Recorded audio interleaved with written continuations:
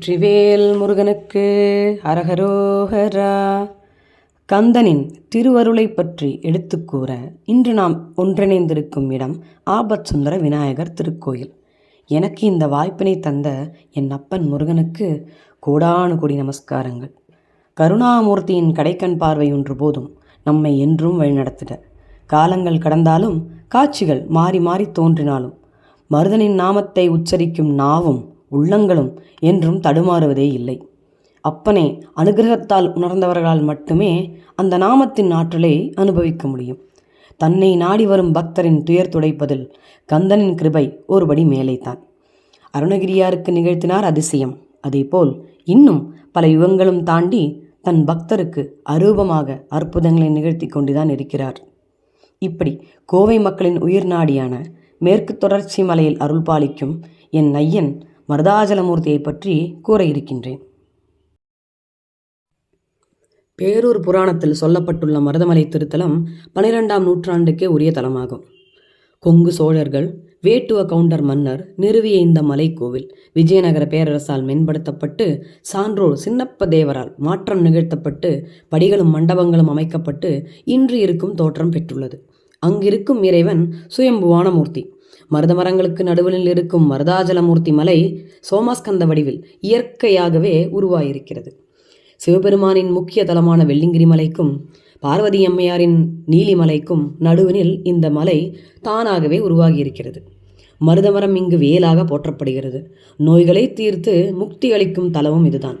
இங்கு இறைவனுக்கு மயில் வாகனத்தை தவிர்த்து குதிரை வாகனமும் இருப்பதாக ஒரு கதை ஒன்று கூறப்படுகிறது.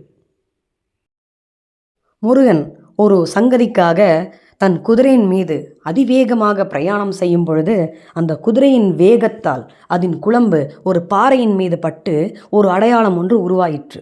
அந்த அடையாளம் இன்னும் குதிரை குளம்பு சந்நிதி என மருதமலையில் போற்றப்பட்டு கொண்டுதான் இருக்கிறது. இதிலிருந்தே அவர் அதை வாகனமாக பயன்படுத்தி இருக்கிறார் என்பது நாம் உறுதி செய்யலாம். கயவர்களுக்கு கூட தன் பாதையில் இடத்தை கொடுத்துள்ளார் முருகன்.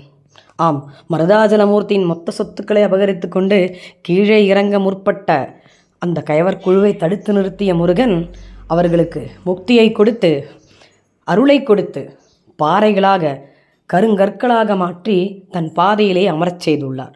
இது எந்த இடத்தில் என்றால் இடும்பன் சன்னதிக்கு முன்பும் பின்புமாக 3 கற்கள் தெரிகிறதல்லவா, அவைதான் அவை. இங்கிருக்கும் முருகன் 12ஆம் நூற்றாண்டை சார்ந்தவர் என்பதற்கு ஒரு எடுத்துக்காட்டு கூட இருக்கிறது. பேரூர் புராணத்தில் அதை இயற்றிய கச்சியப்ப சிவாச்சாரியார் சிவபெருமானிடம் தேவர்கள் சூரபத்மனின் நட்டூழியங்களை கூறி முறையிடும் பொழுது சூரபத்மனை அழிக்க முருகன் இங்கு தயாராகி கொண்டிருந்ததாக ஒரு குறிப்பீடு ஒன்று சொல்கிறார். அதை தவிர கந்த புராணத்தில் தேவர்கள் அடைக்கலம் புகுந்த தலமாகவும் இந்த திருத்தலம் போற்றப்படுகிறது. 7ஆம் படை வீடுக்கான அனைத்து தகுதியும் உள்ளடக்கியுள்ளது நம் மருதமலை திருத்தலம். மூலிகையும் சித்தர்களும் ஒன்றிணைந்தவர்கள். ஆம், பழனியில் எப்படி போகர் சிலை வடித்தாரோ அதேபோல் இங்கிருக்கும் முருகனை வடித்தவர் பாம்பாட்டி சித்தராவார். அவர் எப்படி சித்தரானார் என்ற கதையை இப்போது பார்ப்போமா? பண்டைய பதிவீட்டின்படி கோசாயி என்ற பழங்குடியினரில் ஜோகி என்ற வம்சத்தை சார்ந்தவர் தான் இந்த பாம்பாட்டி சித்தர். சிறுவயதிலிருந்தே பாம்புகளை பிடிக்கும் வல்லமை கொண்டவராம். எவ்வளவு கொடிய விஷமுடைய பாம்பாக இருந்தாலும் இவரிடமிருந்து தப்ப முடியாதாம். அவ்வளவு எளிதில் அவர் அதை கையாண்டு விடுவாராம். இவரின் ஆற்றலை தெரிந்த வைத்தியர்கள் காட்டில் வாழும் நவரத்ன பாம்பை பிடிக்க சொல்லி அனுப்புகிறார்கள். நவரத்ன பாம்பு என்றால் சாதாரண நாகப்பாம்பு தான். ஆனால் தன் வாயில் இருக்கும் நஞ்சை அது ஒருபோதும் துப்பி இருக்காது. தன் தலையில் இருக்கும் ஒரு பாகத்தில் கட்டியாக ஒரு கல் போன்ற அமைப்பில் ஒளி வீசும் அளவுக்கு அந்த நஞ்சை அது சேகரித்து வைத்திருக்குமா. நவரத்தினத்தின் வெளிச்சத்தில் இறை தேட வந்த பாம்பினை பிடிக்க முயலும் பொழுது அங்கு தவத்தில் இருக்கும் சட்டை முனிவரின் தவத்தை அவர் கலைத்து விடுகிறாராம்.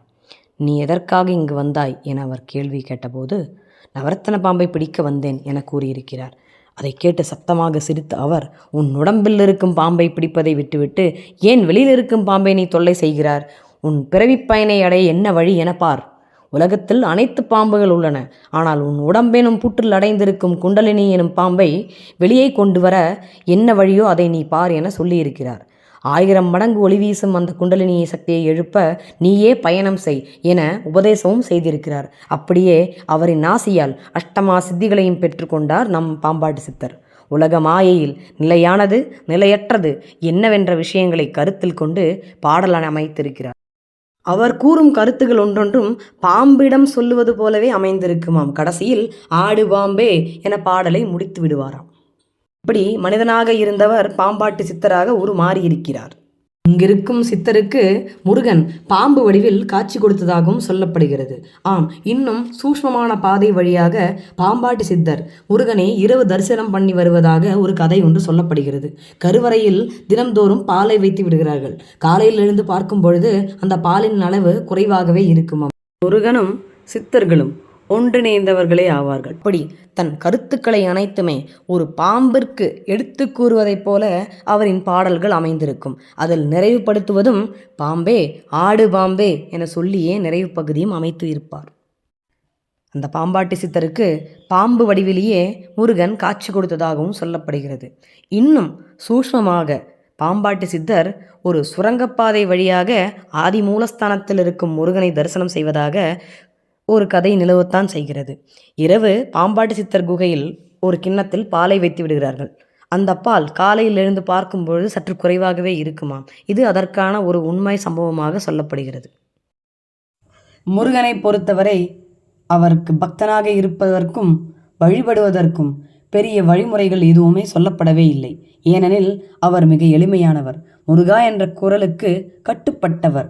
எப்படி அருணகிரிநாதருக்கு தன் வாழ்க்கை பயனை அடையச் செய்து திருப்புகழை இயக்கச் செய்தாலோ அதேபோல் பாம்பாட்டி சித்தருக்கு தன் சிலையை வடிவமைக்கச் செய்து பிறவி பயனை அடையச் செய்துள்ளார். இங்கு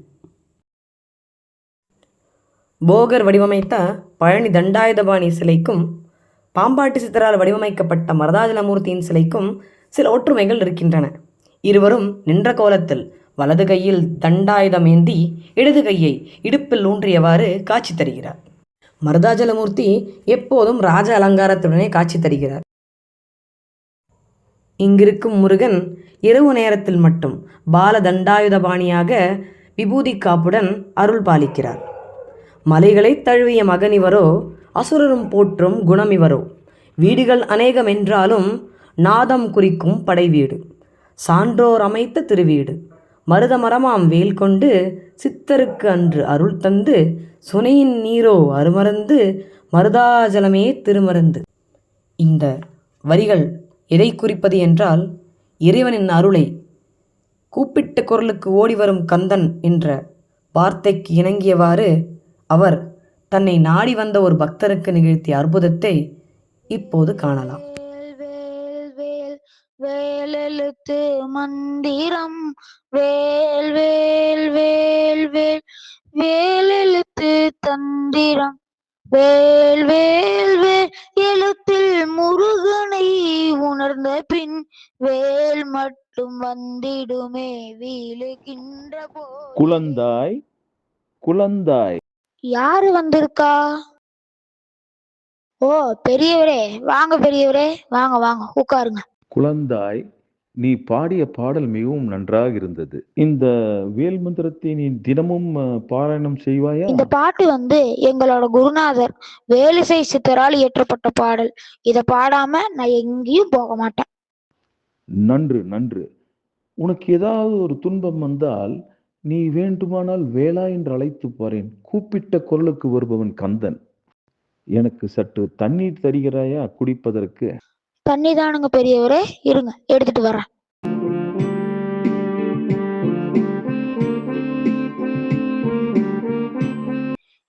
இங்கதானே இருந்தாரு. சரி, போயிருப்பார் போல. என்னப்பா ஆச்சு?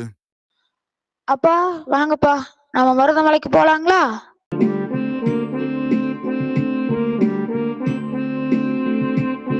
அப்பா எனக்கு பசிக்குது, நான் அப்படியே கொஞ்ச நேரம் ஸ்நாக்ஸ் சாப்பிட்றேன். ஓகேப்பா, நான் போய் கொஞ்சம் வண்டியை நிறுத்துனீங்கன்னா கை மட்டும் கழுவிட்டு வந்துடுவேன்.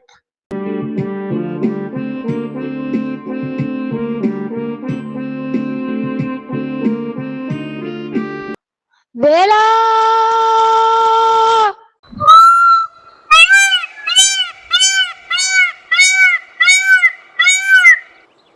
என்னப்பா ஆச்சு? ஏன் இவ்வளவு நேரம்? அப்பா, காலையில நம்ம வீட்டுக்கு ஒரு சாமியார் வந்தாங்கப்பா. அந்த சாமியார் நான் பாடுறத பார்த்துட்டு என்னை வெளியில கூப்பிட்டு உட்கார வச்சு உனக்கு ஏதாவது ஒரு துன்பம் வந்துச்சுன்னா நீ வேளான்னு கத்து, அந்த முருகர் உன்னை காப்பாத்துவாரு அப்படின்னு சொன்னாங்கப்பா. நான் இப்ப கை கழுவ போகும்போது அந்த 3 பாம்பு சுத்தி வளைச்சிருச்சு. எனக்கு என்ன பண்றதுன்னு தெரியாம நான் வேளான்னு கத்துனேன். அங்க தூரத்துல இருந்து ஒரு மயில் வந்து அந்த 3 பாம்பையும் துரத்திடுச்சு. அப்போ கண்டிப்பா உன்னை காப்பாத்துனது அந்த கந்தன் தான்.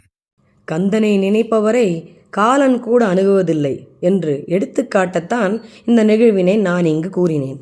கந்தனை போற்றி சிந்தனைகளை பெருக்கி சைவத்தை வளர்த்தி ஜோதியாய் ஒளிருங்கள். முருகா சரணம்.